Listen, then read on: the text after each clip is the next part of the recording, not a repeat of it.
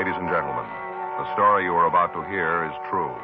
The names have been changed to protect the innocent. Dragnet.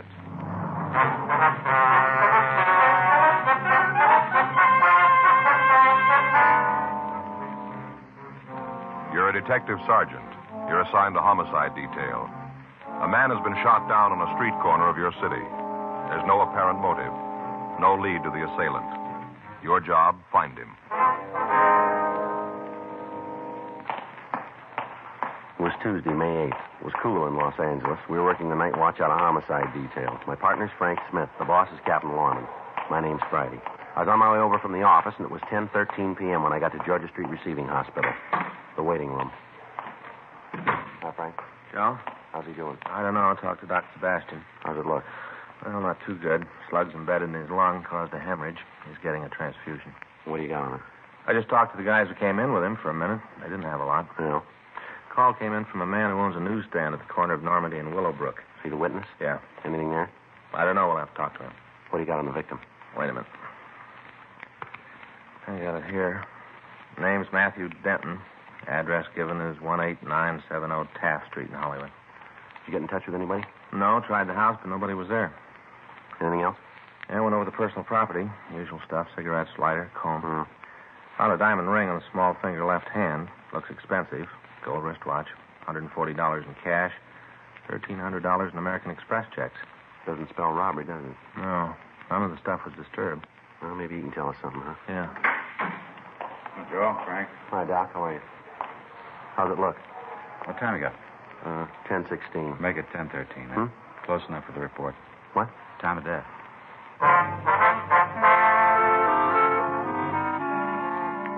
Matthew Trevor Denton, WMA, 31 years, 5'9", 164 pounds, had stopped living at 10:13 p.m. on May 8th. We didn't know who he was or why he died.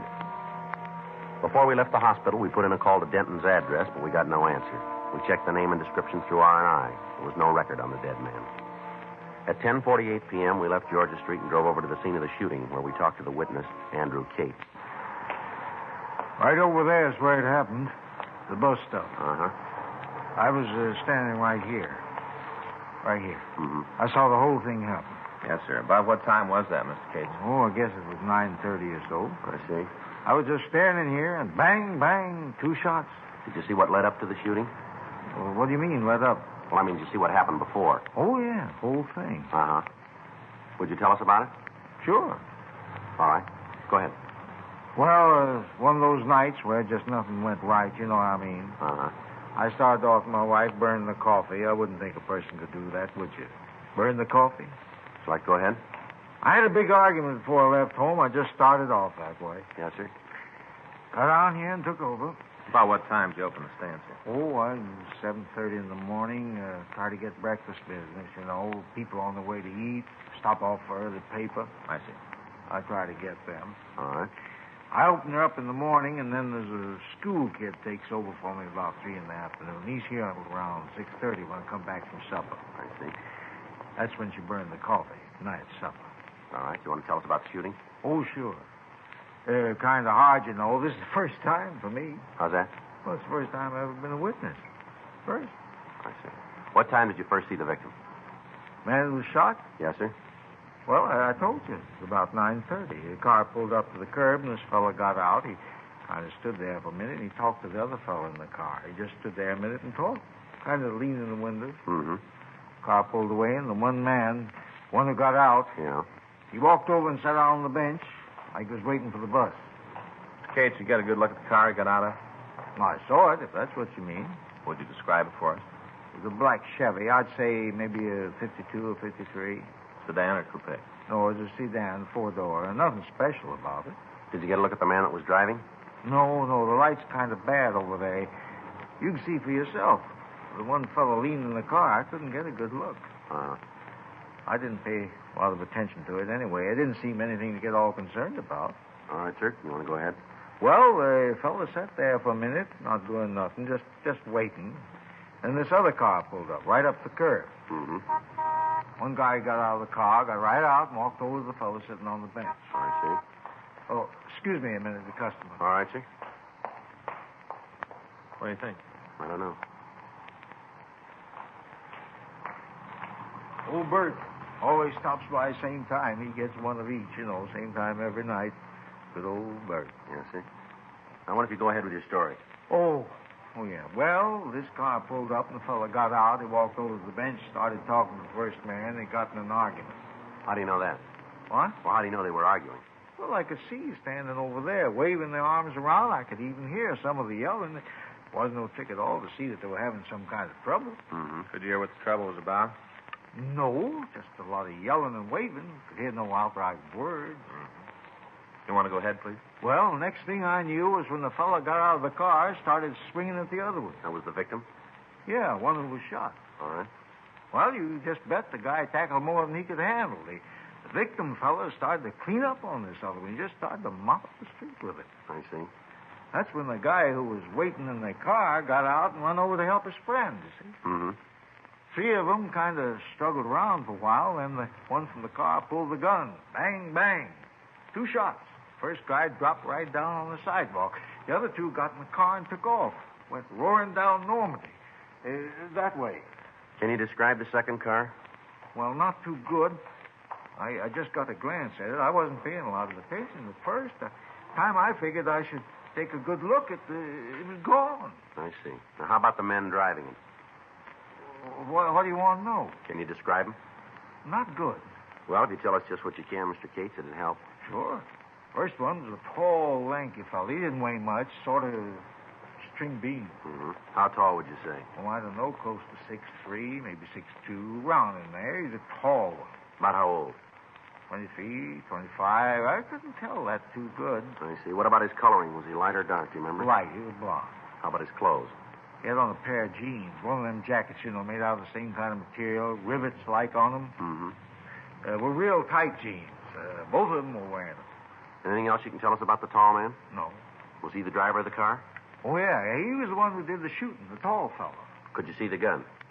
Yeah, but not good. Do you remember whether it was a revolver or an automatic? Well, it looked like a revolver to me. All right, now what about the other man? He was shorter than the first one. No runt, but, shorter. Guess anybody would look small next to him. About how tall was he? Always about 5'9", 5'10". Give a couple, take a couple. All right. How was he built? Sort of light, maybe 140. Anything else about the 2 men? Did either of them wear glasses, do you remember? No, not so as I could see. He might have taken them off, before they got out of the car. Might have, but I didn't see him when the fight started. Did either of them use a name that you could hear? I told you before I couldn't hear anything they said. There's just a lot of yelling when the fight started. All right. Wasn't anything special about the 2 fellows to make them stand out. One tall, the other short. No big reason to remember them. Afraid you got it wrong, mister. Huh? We got a reason.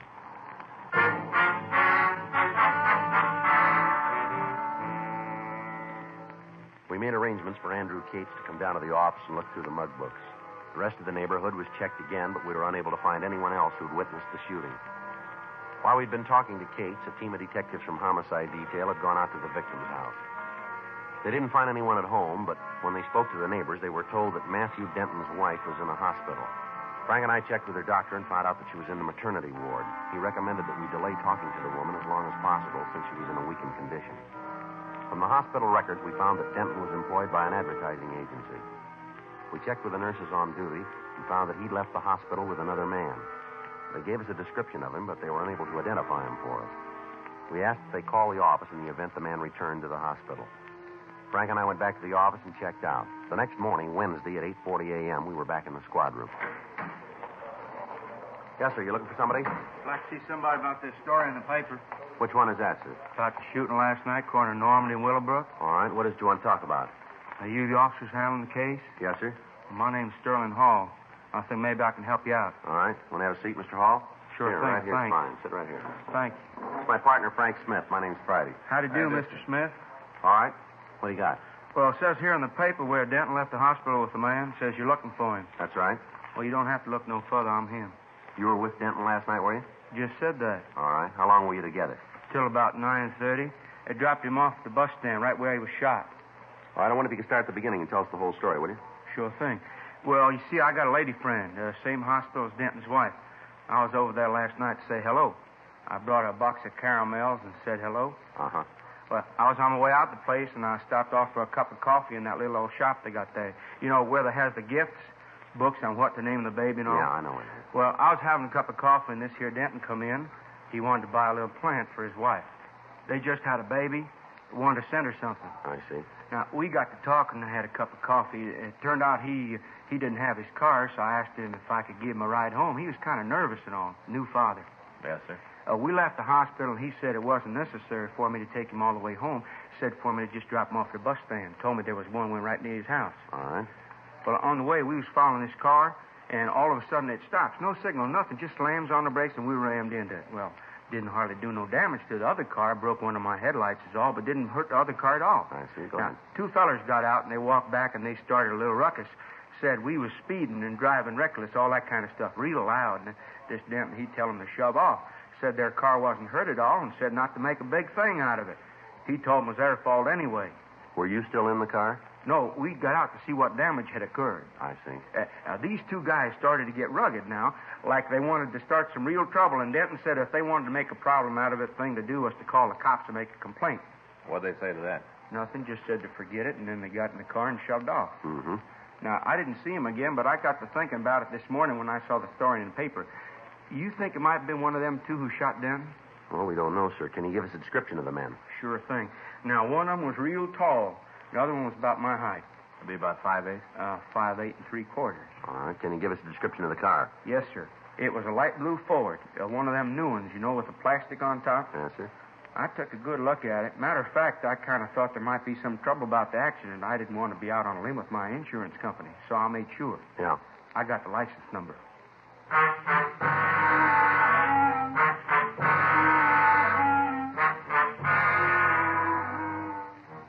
Well, I got a complete description of the two men. Frank checked DMV on the license number. 5 minutes later, he came back to the office. Joe? Yeah, you got it? If you find out who the car belongs to, shouldn't be anything to pick up them two fellers. It's not going to be that easy. Hmm? The car was stolen.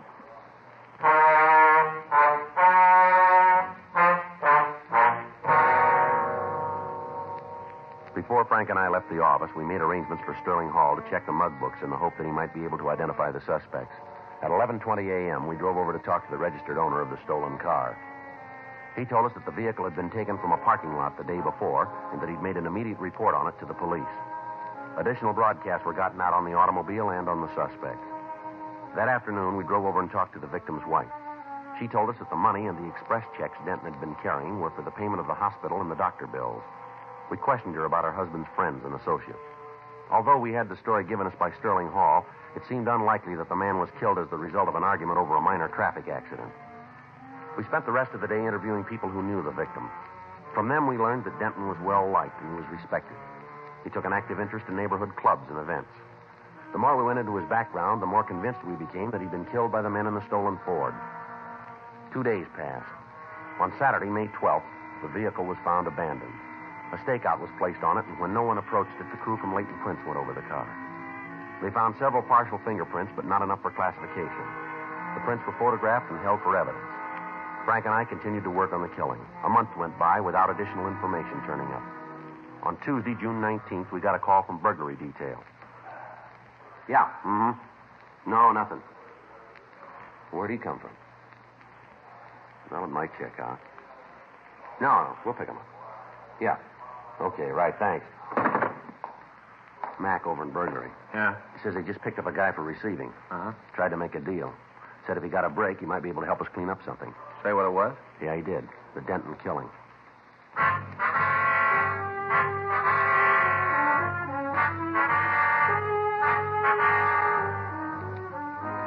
We left the office. We went over to room 45. We talked with the officers who'd picked up the suspect. They told us that they found a large quantity of stolen automobile supplies in his possession. We took him to the interrogation room for questioning. For almost an hour, he remained silent. How about it, Keneally? Going to give us a hand? Keneally? All right, come on, stand up. Let's go. Giving up, huh? No, we'll be back. Where you taking me? Back to burglary, and they can book you. Main jail? Yep. But you guys are all through with me, huh? Yeah, for now. We'll talk to you again. Well, you won't get any more. Tell me something, will you? What? A little while ago, you said you knew something about a killing. Now you shut up and won't give us the time of day. Why? I told that other cop if I got a break, you get one. You know we can't make deals. No, it's going to cost you. You're going to take an installment. How do you figure that? You said you knew something about Matthew Denton's murder, isn't that right? I don't remember that far back. We do, and we can prove you did. You're up on a receiving rap now. That's bad enough. But if we can tag you with holding information, we'll make you as an accessory after the fact. You mean you'll try? I think we'll make it. Well, from here, it's got another color. Well, let's see how it comes out, huh? Come on, let's go. Down this way. I know. What's a tab for being accessory? 5 years. Okay, let's go back. Huh? I'll tell you all about it.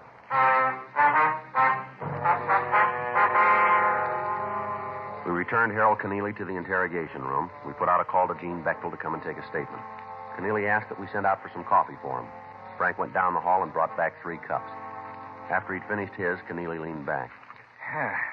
It's good coffee. Strong. I like it that way. Yeah, well, now that you've had the clutch, let's start the story. What do you say? Sure. What do you want to know?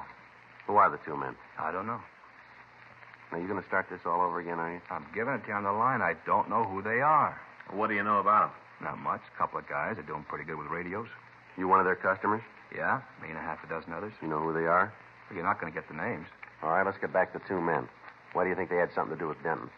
Well, about 3 weeks ago, they was in my place. Had 5 new radios. The kind with the bar to pick the stations, you know, like the new cads. Yeah, I know. I had 5 of them. Want to turn them over. Yeah. Well, the price they were asking was way out. I told them so they'd have to find someplace else to drop them. All right. Told me there was a beef. They had to get out of town, so they needed the money to swing it. That still doesn't add up to Denton's killers, does it? Well, it will. All right, come on, tell us. Well, I went out of the office for a couple of minutes, told them I had to make a phone call. Yeah. I got a mic hidden in the room, found out it helps in business once in a while. I turned it on and listened to the guys talk. Go ahead. They were yakking about some guy that got shot. The big fellow was saying there wasn't no other way to handle it, so that he didn't like it either, but there just wasn't any other way. Big thing then was to get some money and just beat town. Mm-hmm. I waited outside for a couple more minutes, but they didn't say anything, so I went back in. I told them I couldn't swing the radio deal. What'd they do then? Well, they said they had to dump him someplace. If I couldn't take him, they'd find somebody who would. Told them to go ahead. And what do these guys look like? A couple of bums, one tall, the other short, wearing those jeans with the coats made out of the same cloth, you know. You had dealings with them before? Yeah, a couple of times. You know their name? No. All I know is the big one's called Dusty. I don't know the last part. How about the other one? Nothing there. Anything else about them? Well, they're both lushes. Yeah. The big one, this Dusty, always got a flask on his hip. You mean a bottle, huh? No, a metal flask like they used in Prohibition. This one's all beat up, dented. It's all dirty. But I never seen Dusty without it. Both of them all the time nipping at it. All right. You know where these guys live? No, someplace downtown. They got a pad there. I don't know where it is, though. How do you know it's downtown, then? Well, I don't know for sure. It's just a guess. Did you ever hear either one of them say anything about a job? Not those 2. They never done a day's work in their lives. The only thing they're good at is lifting radios. They wouldn't work steady if stealing was legal. Is that all they take, radios? All I've ever seen. Guess they got a gimmick. Figure they can make a living with them. Why change? Mm-hmm. I guess they do pretty good. I don't know. I paid them enough times. All right, anything else you can tell us? No. They work with anybody else, do you know? Not that I've ever heard. How about close friends? None. They say when they'd be back to your place? No, they don't have a regular route. When they pick up some things, they come in. If they got nothing to sell, I don't see them. When'd you see them last? The time I told you about. They still around? Well, I don't know. Rumble says they are. I haven't seen them myself. You know where we can reach them? No, you don't make an appointment with them. You know if these guys have ever been arrested? Well, we never talked about it. Where they seem to feel about cops, though, you sure figure they fell. They from L.A., do you know? I don't think so. Never heard them say. Only done business with them a couple of times. We never got real buddy-buddy. Mm-hmm. They don't go that chummy set much. All right, Keneally. Anything more you want to tell us? I guess that's it. All right, come on. Why don't you check the books? Yeah. Hey, can you spring another cup of that coffee? It's sure good. About the best I ever tasted. Hey, wait a minute. Yeah? There's one more thing about the guys you're after. All right. Take it easy with them. Like I told you, they're both lushes. I think they're off their rockers. Yeah, we'll watch it. Well, you better. They're packing heavy. Yeah. Any way you slice it, they're loaded.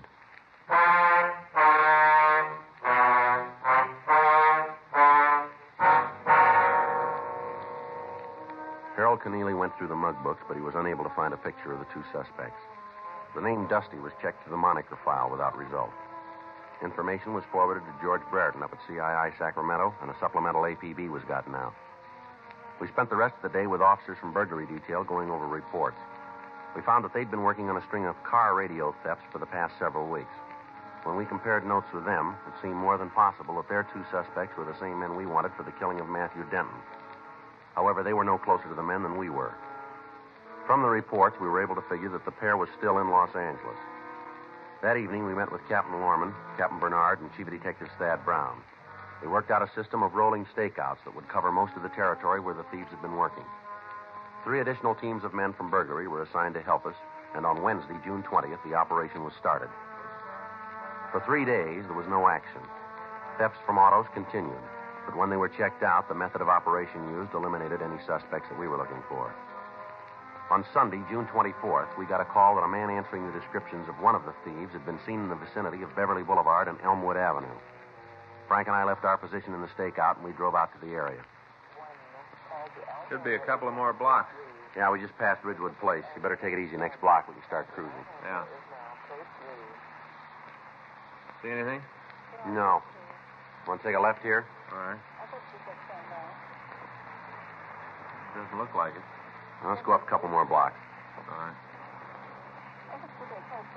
Sure be a break if we nail him tonight. Yeah. A little rough on the study time. How's it going? Oh, I don't know, Joe. At times I don't think I'm ever going to make sergeant. What are you doing now? You mean studying? Yeah.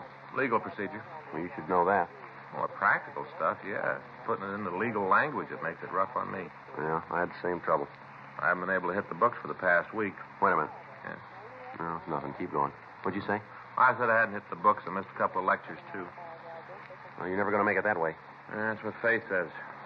Wait a minute. Huh? Slow down. What do you got? Up there. See? Next block on the left. About 50 feet on the other side of the street line. Well, I don't see anything. Looked to me like somebody trying to get into a car. I'm not sure. Well, let's check it. All right. Just up ahead there. Yeah. See anything?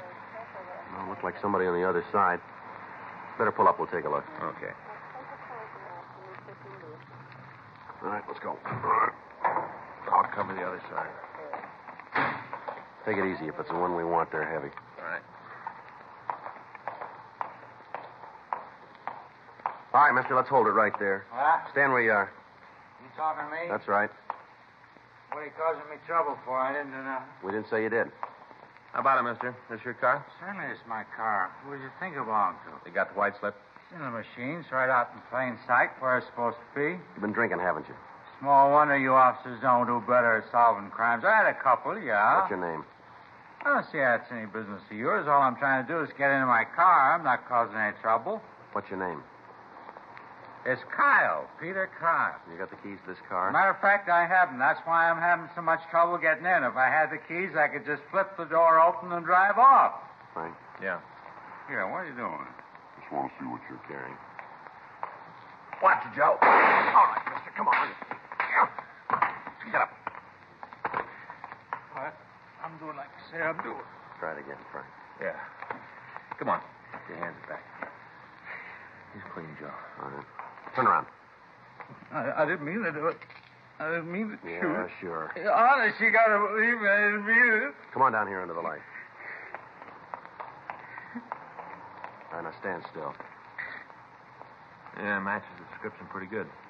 Where's your partner? I didn't mean to do it. It was an accident. I just hit the guy. I just got in a fight with him. Dusty did the shooting. He did it. I didn't. I just got in a All fight. right, now calm down. Where is he? I knew you'd catch us. I knew it all the time. I kept telling Dusty we had to get out of town. We got to go. I kept telling him. All the time I was telling him. Well, where is he? Home. Where's that? He's the one who did it. I just got in a fight. Dusty's the one who shot, not me. Where do you live, mister? Down on 4th. That's where old Dusty is. Old, safe Dusty. He said we didn't have to leave. He said you'd never catch us. All right, let's go. Old Dusty is always right. Always knows what he's doing all the time. Never makes a mistake. Not old Dusty. Yeah, well, he made one this time, didn't he?